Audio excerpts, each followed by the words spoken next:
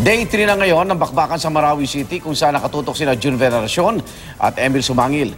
Si Jiggy Manica naman nasa Iligan City kung saan lumikas ang ilang mula po sa Marawi. Day 2 naman ang martial law sa Mindanao at nasa Davao City si Ian Cruz habang nasa Cagayan de Oro si Oscar Oida. Si JP Soriano naman nasa Cotabato City habang si Mark Zambrano ang nasa Zamboanga City. Naglunsad na ng airstrike ang militar sa Marawi City kasabay ng kanilang surgical operation o kalkuladong operasyon laban sa grupong Maute. Ang mga terorista naman pinuntirya ang kampo ng militar sa lungsod kanina. At mula Marawi, saksi si June Veneracion. Habang patuloy ang airstrike ng militar sa Marawi City at paminsan-minsang inkwentro ng mga sundalo laban sa palipat-lipat ng mga miyembro ng Maute.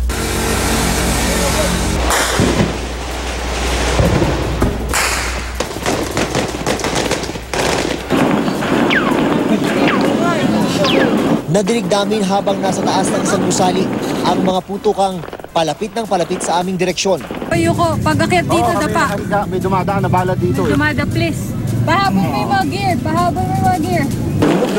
Tanaw rin ang mga apoy sa baba. Nagkabakbakan din malapit sa Amay Pakpak Medical Center. Dabantay sarado ng tropa ng gobyerno. Gayon din sa bodega ng NFA na nilooban din ng mga Maute. Pagtiyak ng militar, surgical operation ang kanilang ikinakasa. Ibig sabihin, sa mga target area lang nag-ooperate para maiwasan ang collateral damage o pagkadamay ng mga sibilyan at ibang istruktura. Lakas ng loob no? Kasi mga 300-400 meters mula dito sa aming pwesto, dyan na to yung sentro ng bakbakan sa pagitan ng mga teroristang Maute at mga sundalo ng AFP.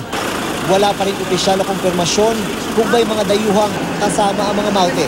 Tiniyak din ng militar na wala silang kontroladong area, pero takot pa rin ang mga residente.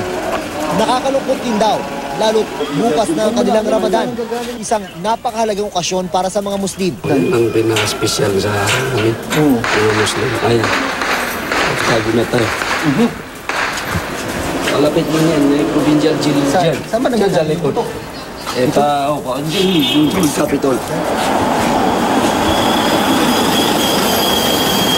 Ang bangkay ng siyam na sibilyang iginapos at pinaulanan ng bala nitong Martes. Hanggang kanina, hindi pa rin nakukuha. Yun nga po yung isang pinag-usapan namin kanina nung meetings namin to recover po yung mga reported na mga civilians na pinatay po ng local terrorist group.